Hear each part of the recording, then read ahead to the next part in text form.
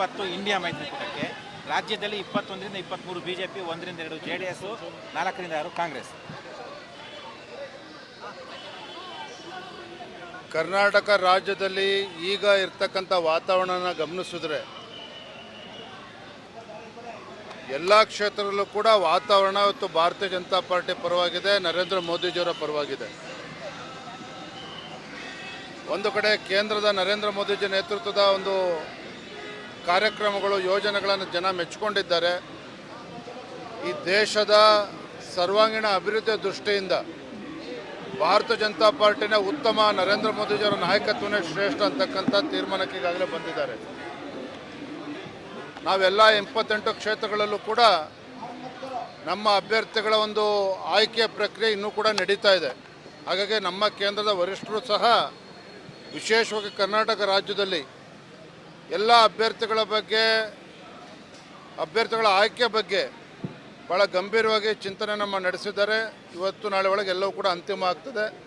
ನನಗೆ ರಾಜ್ಯದ ಅಧ್ಯಕ್ಷನಾಗಿ ನಾನು ಹೇಳೋದಾದರೆ ನನಗೆ ಸಂಪೂರ್ಣವಾಗಿ ವಿಶ್ವಾಸ ಇದೆ.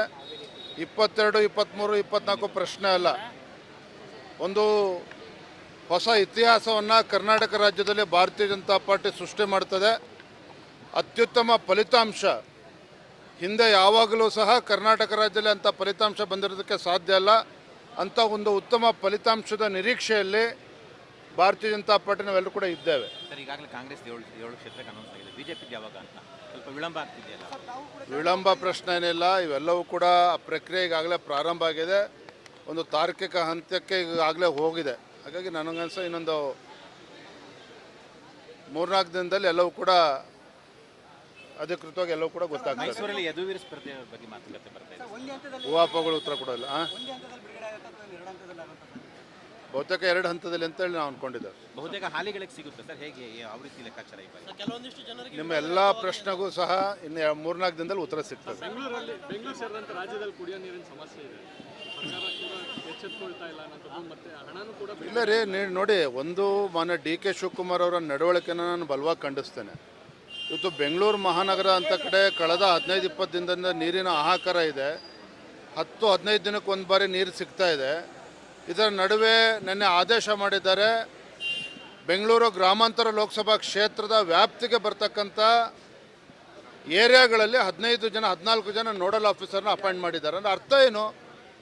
ಬೆಂಗಳೂರಿನಲ್ಲಿ ಬೇರೆಯವ್ರು ಇರ್ತಕ್ಕಂಥವ್ರು ಮನುಷ್ಯರಲ್ವಾಗಬೇಕು, ಅವ್ರಿಗೆ ಕುಡಿಯೋ ನೀರಿನ ಅವಶ್ಯಕತೆ ಇಲ್ವಾಗಾದರೆ. ಮತ್ತು ರಾಜ್ಯದಲ್ಲೂ ಸಹ ಭೀಕರ ಬರಗಾಲ ಇದೆ. ಇವ್ರದ್ದು ಯಾವುದೇ ಒಂದು ತಯಾರಿ ಇಲ್ಲ ರಾಜ್ಯ ಸರ್ಕಾರದ್ದು.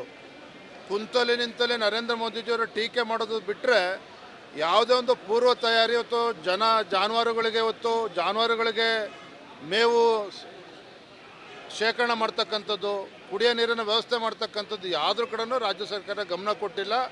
ಇದರ ಪರಿಣಾಮ ಇವತ್ತೇನು ಆವಾಗ ತಮಿಳುನಾಡಿಗೆ ನೀರು ಬಿಡ್ತಕ್ಕಂಥ ವಿಚಾರದಲ್ಲಿ ಏನು ಕಣ್ಮುಚ್ಕೊಂಡು ಕೋರ್ಟ್ ಆದೇಶ ಬರೋಕ್ಕೂ ಮುಂಚೆನೇ ನೀರು ಬಿಡೋಕ್ಕೆ ಶುರು ಮಾಡ್ತಾಯಿದ್ರು ಕಾವೇರಿ ನೀರನ್ನು. ಇವತ್ತು ಉತ್ತರ ಕೊಡಬೇಕಲ್ಲ. ಹಾಗಾದ್ರೆ ಕಾಂಗ್ರೆಸ್ ಸರ್ಕಾರ ಅದಕ್ಕೆ ಉತ್ತರ ಕೊಡಬೇಕಲ್ಲ. ಮೊನ್ನೆ DK ಶಿವಕುಮಾರ್ ಅವರು ಉತ್ತರ ಕೊಡೋಕೆ ಅವತ್ತು ಏನು ಹೇಳಿದ್ರು? DK ಶಿವಕುಮಾರ್ ಅವರು ಸುಪ್ರೀಂ ಕೋರ್ಟಿನ ಆದೇಶವನ್ನು ಪರಿಪಾಲನೆ ಮಾಡ್ತೇವೆ ಅಂತ ಹೇಳಿದ್ರು. ಜೊತೆಲಿ ರಾಜ್ಯದ ಜನರ ಜವಾಬ್ದಾರಿನೂ ಕೂಡ ಅವರೇ ಹೊರಬೇಕಲ್ಲ. ಹಾಗಾದರೆ ತಮ್ಮ ಜವಾಬ್ದಾರಿಯಿಂದ ನುಣುಚ್ಕೊಂಡಿರ್ತಕ್ಕಂಥ ಪರಿಣಾಮವಾಗಿ ರಾಜ್ಯದ ಜನರು ಕೂಡ ಸಂಕಷ್ಟದಲ್ಲಿದ್ದಾರೆ, ರೈತರು ಕೂಡ ಸಂಕಷ್ಟದಲ್ಲಿದ್ದಾರೆ. ಬೆಂಗಳೂರು ಮಹಾನಗರದಲ್ಲೂ ಕೂಡ ಇಂಥ ಕೆಟ್ಟ ಪರಿಸ್ಥಿತಿಗೆ ಬಂದಿದೆ, ಕುಡಿಯೋ ನೀರಿನ ಹಾಹಾಕಾರ ಇದೆ.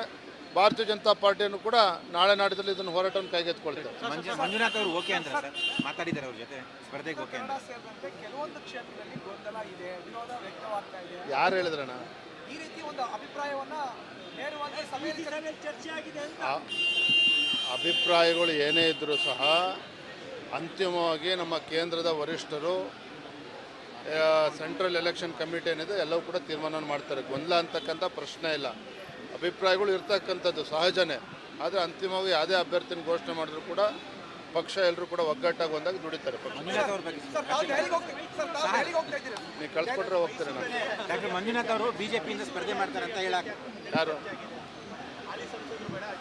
ಯದುವೀರ್ ಅವ್ರನ್ನ ನಿಲ್ಲಿಸಬೇಕು ಅಂತ ಚರ್ಚೆ. 4 ಗೋಡೆ ಮಧ್ಯೆ ಏನು ಚರ್ಚೆ ಆಗಿದೆ ನನ್ನ ಹೊರಗಡೆ ಹೇಳೋದಕ್ಕೆ ಸಾಧ್ಯ ಇಲ್ಲ. ಆದರೆ ಉತ್ತಮ ಗೆಲ್ತಕ್ಕಂಥ ಅಭ್ಯರ್ಥಿಗಳನ್ನು ಈ ಬಾರಿ ಎಲ್ಲ 28 ಕ್ಷೇತ್ರಗಳು ಕೊಡ್ತಾರೆ.